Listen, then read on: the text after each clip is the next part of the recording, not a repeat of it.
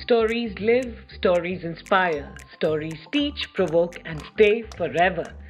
And yes, every story matters.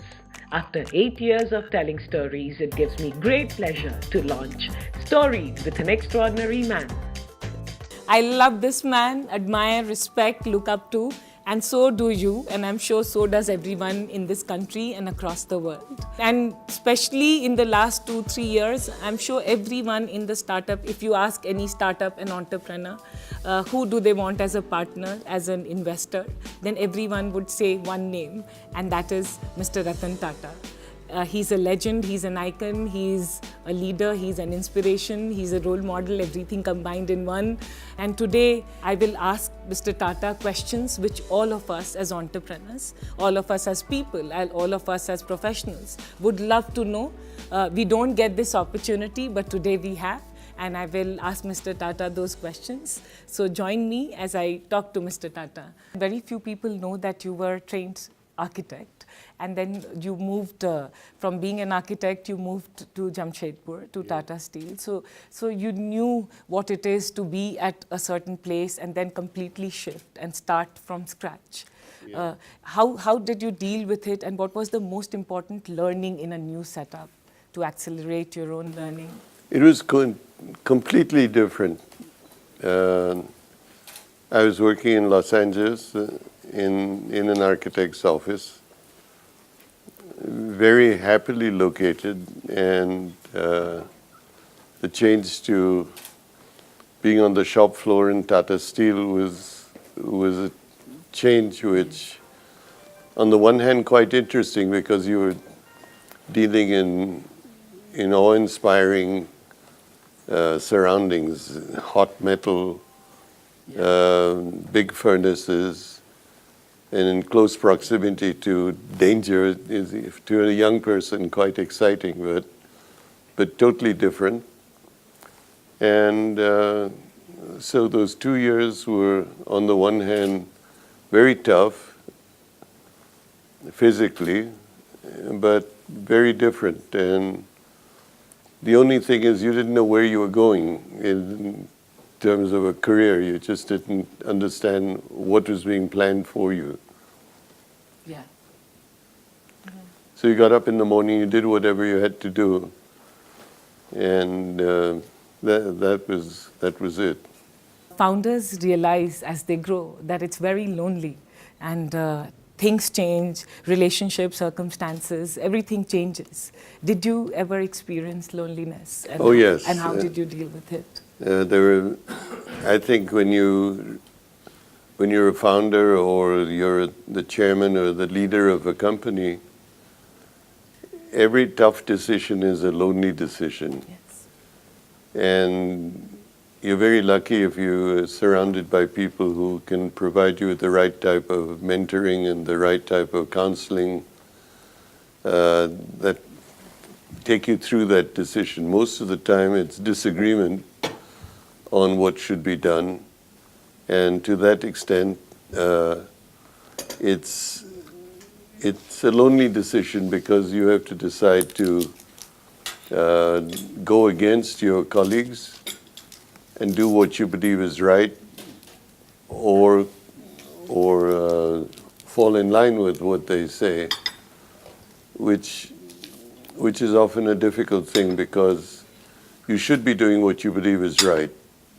And conventional wisdom also says that you should be consulting and deliberating something before you do it. So it is a lonely decision. What anchored you at those moments? What I just said, you think a great deal about doing what you believe is the right thing. You spend a lot of time because usually those decisions hurt somebody and maybe hurt one group and help another. So there's always a downside that you have to deal with. one question which is very common in our Indian context is when kids and babies grow, it's very difficult to separate. And founders soon realize when companies grow, when they start getting professionals, that you have to create that separation. And also, even in large corporates, you have figures who become fixtures. And but you, in your career, in an outstanding, brilliant, sparkling career, created. Thank you. Were able to manage that succession. It was a smooth succession. How did that happen? Well, I inherited when Mr. J.R.D. Tata stepped down when he was almost 90 years old. And he had a string of colleagues, all very notable people who were in their 80s. Some of them had to be helped up out of the car, up the stairs of Bombay House. I still remember one of them, the doors of the boardroom would swing open and he'd be helped by two people who brought him to a seat. He sat him down and he would fall asleep.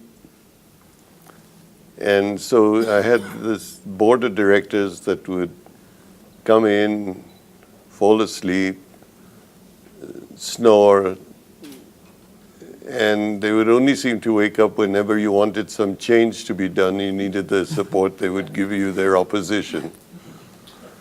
So I devised a retirement scheme, which finally got all of them out, but eventually got me out also. So that day came along, and it would have been wrong for me to say that it applied to everybody else but not to me. So I decided that the right thing to do was to call it a day and conform to what we had developed. So. You've invested in 25 startups. You're making news every day, and everyone in this country is aspiring to have you support their venture. You've met so many companies. What do you think young entrepreneurs today need? And you think that if they work on this, they would accelerate their own companies faster? It's interesting you ask that, because I've been saying to some of the young people we have been meeting that I'm the one who's going through the learning exercise, because many concepts that are being talked about 5 years ago, if you'd asked me, I would say I doubt that they would be workable or successful, but they are. And so the innovativeness and the imagination of some of the young people is truly inspiring to me, because it shows a new kind of vigor.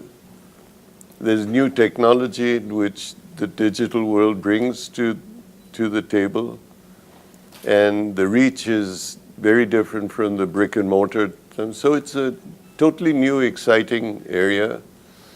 It's merit-based. It's not whom you know and who has got you started.